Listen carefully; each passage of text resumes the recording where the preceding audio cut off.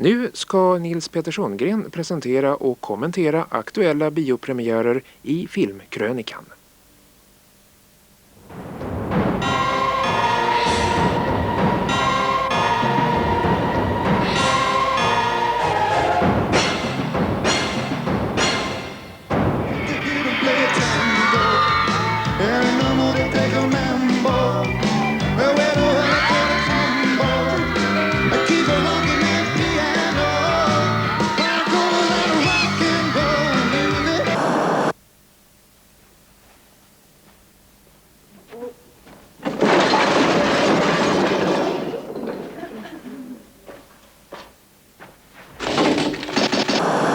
Faire durer les choses. Raffiner à l'infini.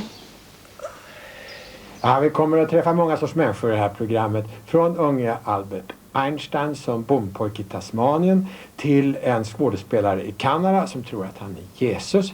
Vi kommer att träffa Jessica Tandy, Oscarsvinnaren, som argsint änka i Georgia. Och till sist så träffar vi den franska Miu Miu som svalt sexig högläserska. Men först till Albert Einstein som bondpojke. Och han gör nu sin första geniala uppfinning. Well, there is one thing that would force bubbles into beer. I mean, I suppose you can split a beer atom. Atomic energy. If you could split the nucleus of a beer atom into two fragments, then the mass of the two fragments will be less than the mass of the original nucleus. And the difference in mass will be transformed into energy. Energy equals mass times the square of the speed of light.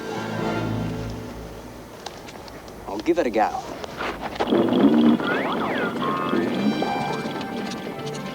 Right. Bubbles into beer.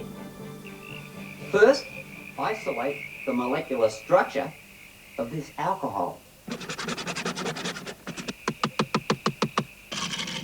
Readjust the orbit of these electrons.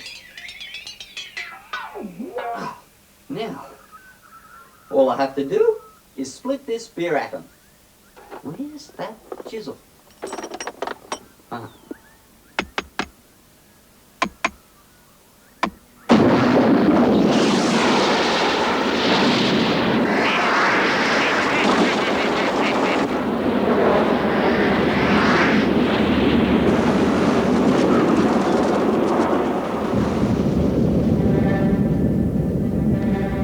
Albert!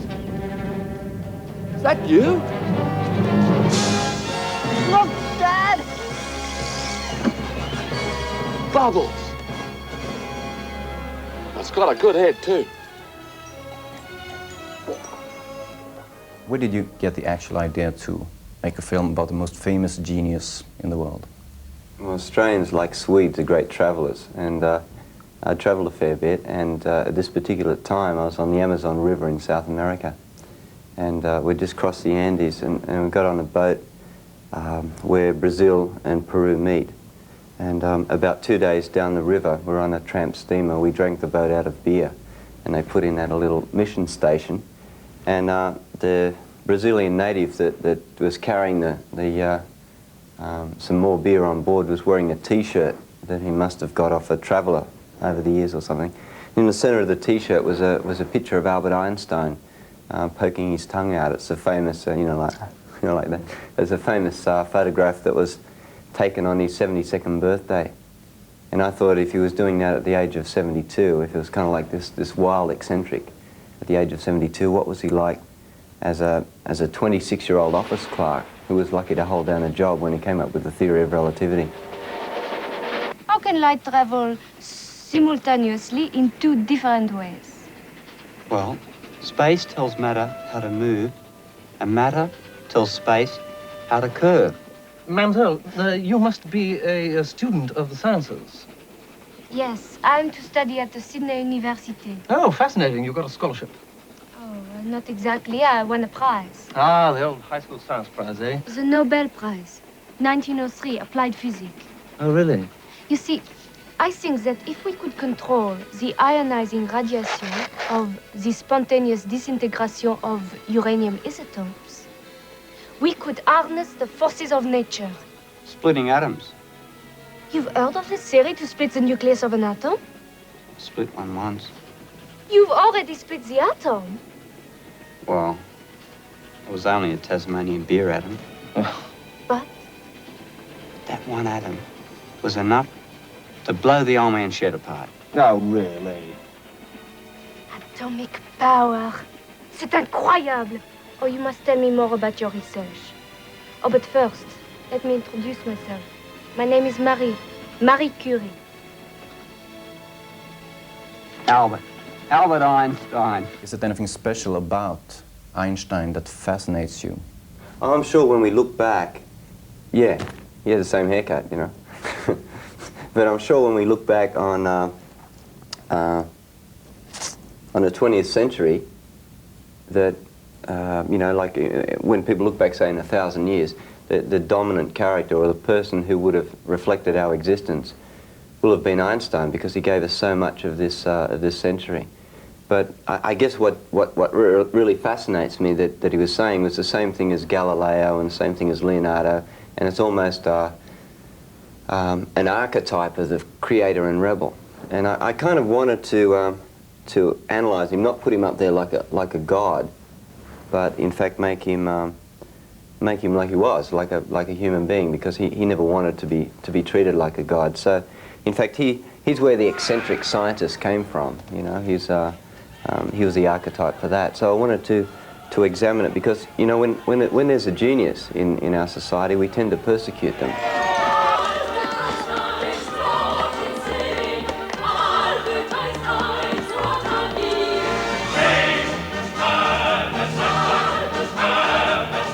He was also a great musician, so it wasn't too difficult to get a wonderful storyline. Like young Einstein, in 1905, he discovers the theory of relativity.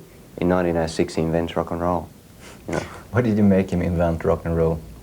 Well, I just sort of thought, well, if he was around now, what would he play? What would he play? Because he loved playing Mozart on the violin. He loved rebellious music.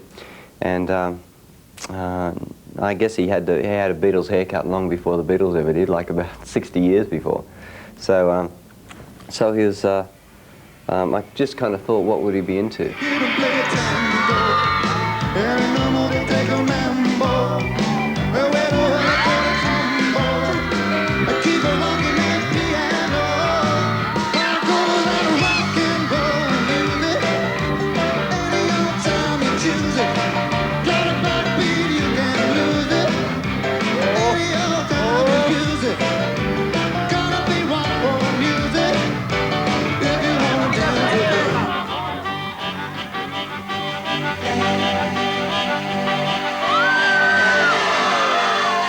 Det här, det var unge Einstein.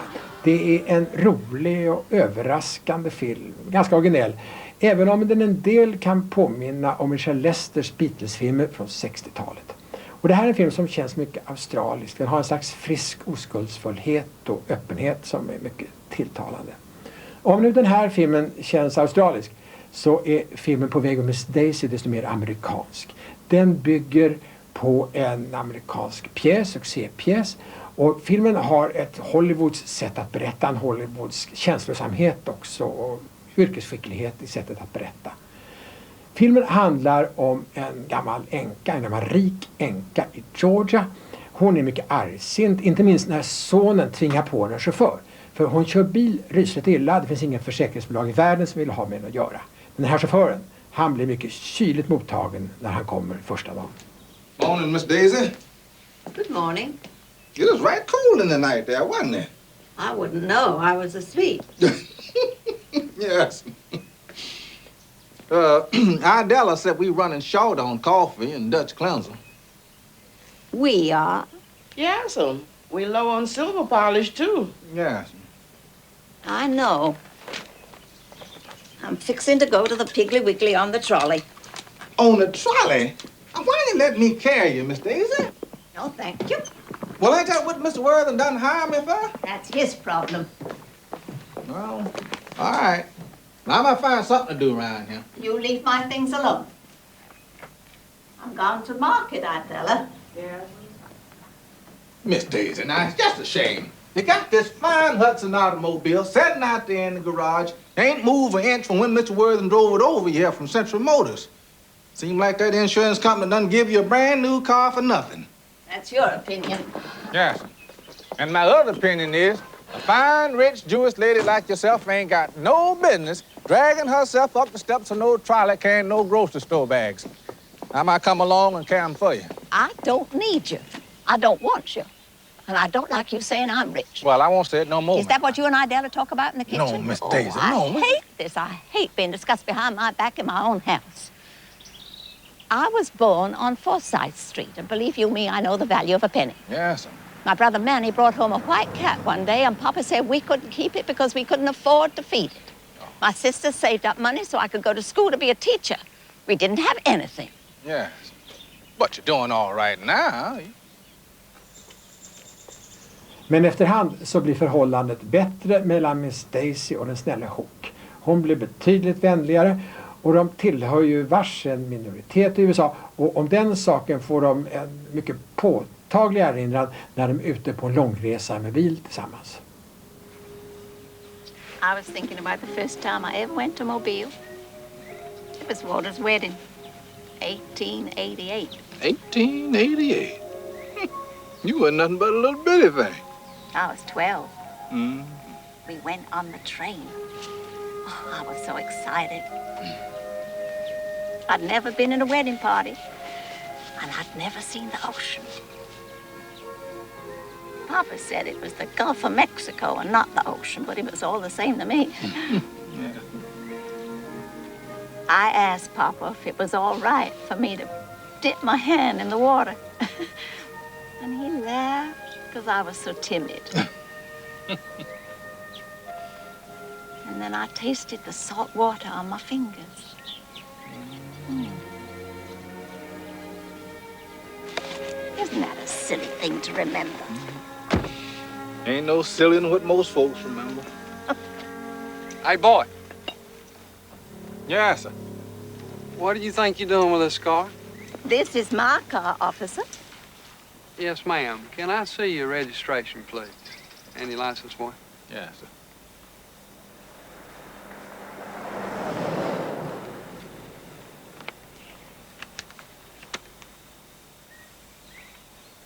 What's his name? Worthing? Worthing. Worthing. Never heard of that one before. What kind of name is that? It's a German derivation. German derivation. Mm-hmm.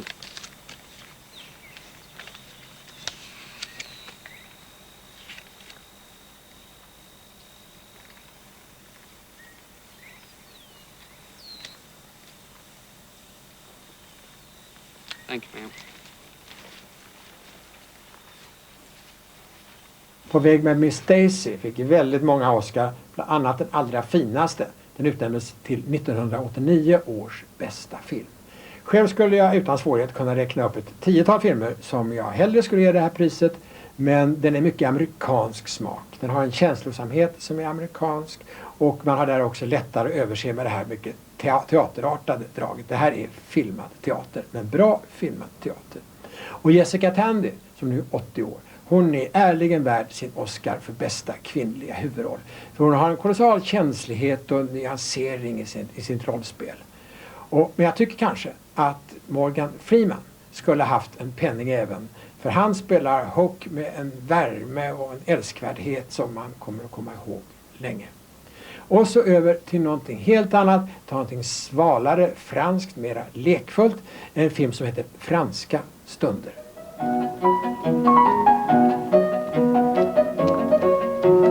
Bonjour Marie. Bonjour Coralie. Bonjour monsieur. Mademoiselle.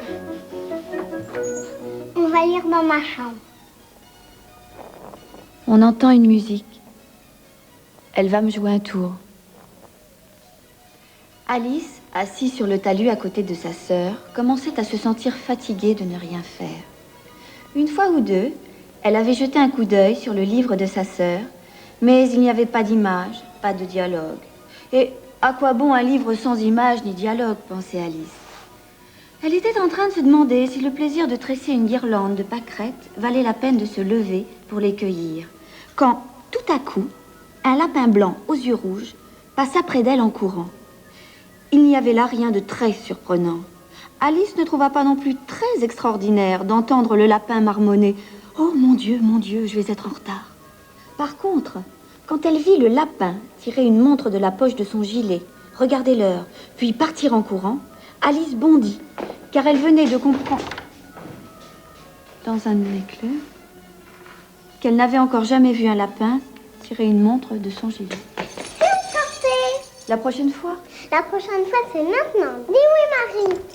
Ja, den här unga kvinnan, hon livnär sig alltså på att läsa högt för att underhålla olika personer. Och det här yrket, det sätter henne i många egendomliga, ibland också pinsamma situationer. Hon har många slags kunder. Hon läser för en handikappad ung pojke och en äldre domare som är pensionerad. Han vill väldigt gärna höra högläsning av de saftigaste bitarna ur de Sade. Och en direktör som vi träffar alldeles snart är mycket stressad och han finner någon slags lugn av att få höra läsning utav Marguerite Duras, älskaren. Le corps se détend, l'esprit se détend. Et pour ça, rien de mieux qu'un peu de lecture. Elle poussa un cri, rabattit vivement sa jupe. Ils se rapprochèrent alors d'elle et la serraient maintenant, comme dans un véritable étau. Je me demandais si je ne rêvais pas, si je n'étais pas l'objet d'une hallucination. Mais un des deux garçons, le plus petit, mit la main sur ses seins. L'autre sortit de sa poche un couteau à cran d'arrêt et après en avoir fait jaillir la lame, s'en servit pour échancrer le chemisier de la jeune fille, comme s'il voulait lui dénuder le buste. La tension montait de minute en minute. J'en avais le souffle coupé. Ce qui se passa alors me parut totalement stupéfiant.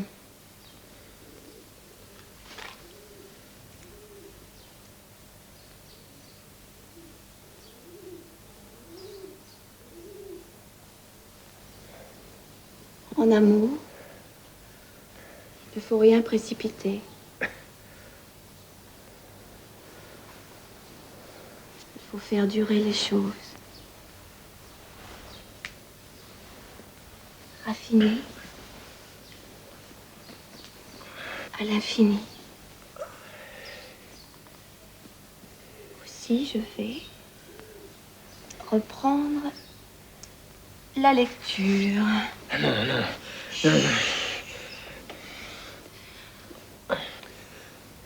Les deux voyous changèrent brusquement d'attitude. Le couteau disparut. Un coup de sifflet retentit dans mon dos. Deux agents de police m'interpellèrent, me demandèrent mes papiers et me dirent que j'ignorais probablement ce qu'était la non-assistance à personne en danger. Je n'y comprenais rien. Il me fut expliqué que tout cela était une mise en scène. Les deux voyous étaient en réalité... Non, pas la lecture. Non, pas maintenant. Cher monsieur, sachez-le bien, je suis venue pour vous lire des livres. Et je n'ai pas l'intention d'en rester là, avec vous. Det är väl såna här scener som har fått den franska kritiken att använda uttryck som distingerad erotism. Så nu vet ni vad distingerad erotism är. Jag tycker själv bra om den här filmen. Den är elegant, dubbelbottnad. Den pendlar mellan det lite pretentiösa och det lekfulla. Den kunde bara vara gjord i Frankrike. Och filmen kunde bara ha, tror jag, Miu Miu som huvudrollsinnehaverska. För Michel Deville som har gjort filmen, han har skrivit rollen för henne och den speciella, lite nästan cyniska oskuldsfullhet som hon besitter. En sorts lätthet och gras. Över till nästa film som är betydligt annorlunda, det är, och allvarsammare. Det är en film om heter Jesus från Montreal. Det skildrar en ung skådespelare som spelar i ett sorts kyrkospel om Jesus i ett kloster i Montreal. Och han kommer att identifiera sig med Jesus. Malheur à vous, les législateurs, parce que vous chargez le peuple de fardeaux impossibles à porter. Et vous-même, vous ne touchez à ces fardeaux d'un seul de vos doigts. Méfiez-vous des prêtres qui se plaisent à circuler en longue robe, à recevoir des salutations sur les places publiques, à occuper les premiers rangs dans les temples et les premiers fauteuils dans les banquets, qui dévorent les héritages des veuves et affectent de longues prières. Ils subiront, ceux-là, une condamnation plus sévère. Celui qui voudra devenir grand parmi vous devra être votre serviteur. Celui qui voudra être le premier parmi vous devra être l'esclave de tous. Ne vous faites jamais appeler rabbin, ou mon révérend père, ou mon seigneur, ou éminence, car vous n'avez qu'un maître qui est dans les cieux, et vous êtes tous frères. Ja, den här versionen av evangeliet blir så aggressiv och så radikal så att hela skådespelartruppen får lämna klosterområdet där de spelade. Och han som spelar Jesus, han identifierar sig mycket med den argsinte Jesus som en gång kastade ut månglarna ur templet. Och här ser vi skådespelaren när han går med sin flickvän som ska pröva för en ölcommercial. Suivant, Mireille Fontaine et Greg Roberts. Vous, jeune homme, j'ai pas vu vos jambes. Si vous voulez, je pourrais le chanter moi-même. Je veux dire avec ma voix, là. J'ai fait le conservatoire. Mademoiselle, le buveur de bière moyen a un quotient intellectuel à peu près égal à celui d'un chien savant. En fait, 10 degrés de moins, et ce serait un géranium. Alors, c'est pas avec Maria Callas qu'on va le séduire. Effectivement, vous seriez mieux de miser sur votre bikini plutôt que sur votre voix.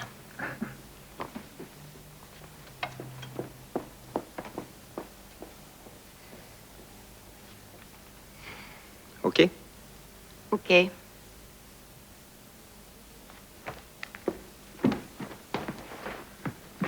Je suis désolée, j'ai pas de bikini.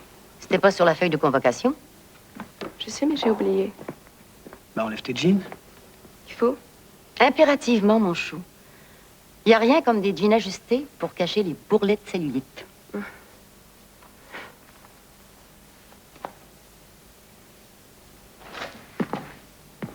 Relax, Max, c'est toujours comme ça.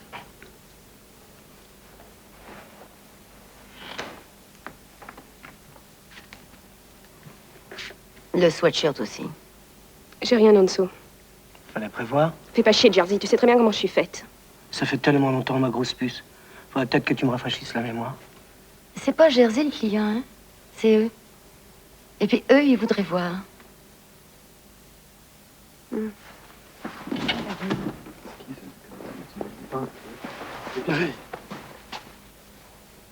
T'as pas ça. C'est pas si grave. T'as pas ça, OK? Je suis habituée. Tu vaux mieux que ça.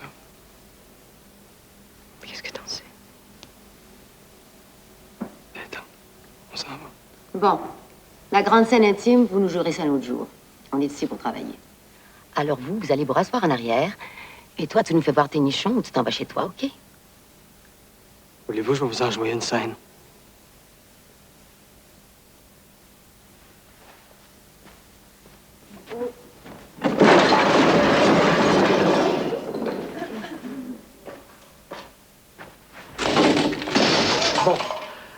Bon, restons cool. Messieurs.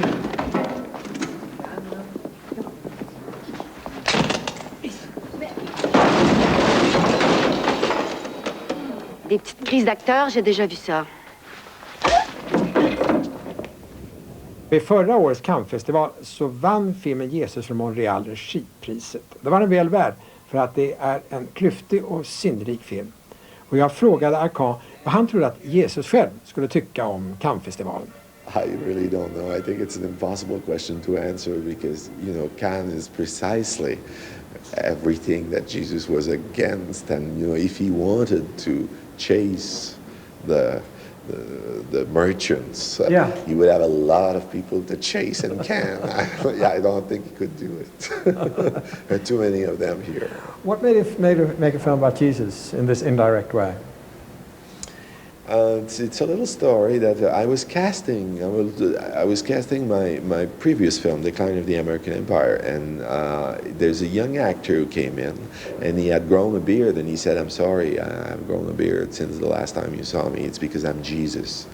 And then I thought, this guy's gone mad, or he's joined a new religious sect or whatever.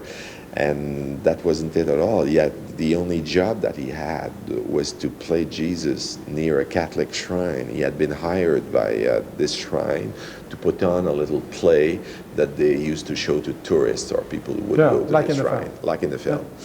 And this story just stuck with me while I was doing Decline of the American Empire and while I was promoting the film and so on. And this story, this dilemma of someone who at night plays Jesus and say the immortal words and chases the merchants away and say love one another and all those immortal things that are, so essential and important. How do you reconcile that with the fact that in the morning you have to go and do an audition for a publicity commercial, or you do the dubbing of a pornographic movie, or which they both do. Which they, in the film, of course, which they all do in the film. That's what I'm describing in the film, because that's the life of a young struggling actor. This film is sort of a commentary upon contemporary society as much as Decline of the American Empire is, isn't it? Yes, of course. Yeah. What is the kind of, how would you describe the society that you describe?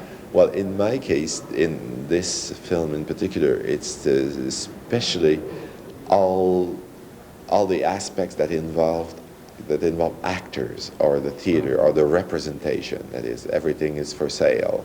As soon as these persons that put on this new passion play are successful, there is an agent who comes in and says, "Fine, we can package this." He's Satan. He's Satan, of course. But the way he's a modern Satan, and he says, if you are a believer, it's even better.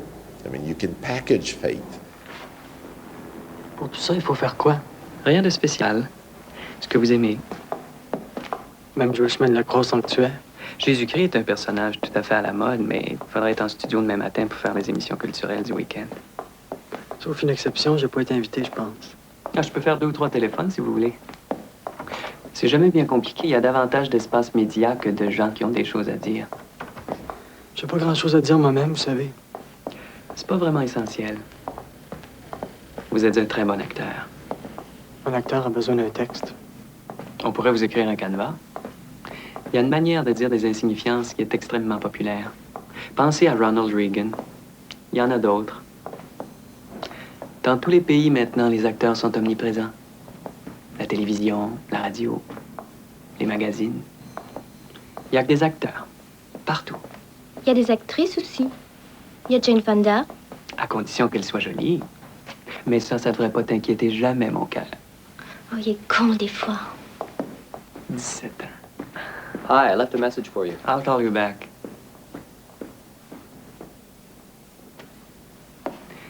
Vous avez jamais pensé à publier un livre? Vous voulez dire un roman? Ouais. Ou un livre de souvenirs. Vos voyages ou votre combat contre la drogue, l'alcool. N'importe quoi. Je suis pas écrivain. Ah, j'ai pas dit écrire un livre, j'ai dit publier. Non, des écrivains, ça, les maisons d'édition en ont qui sont disponibles. Talentueux et pauvres. Évidemment. Est-ce que je vous choque? Non. J'essaie juste de vous faire comprendre qu'avec le talent que vous avez, cette ville-là est à vous. Si vous voulez.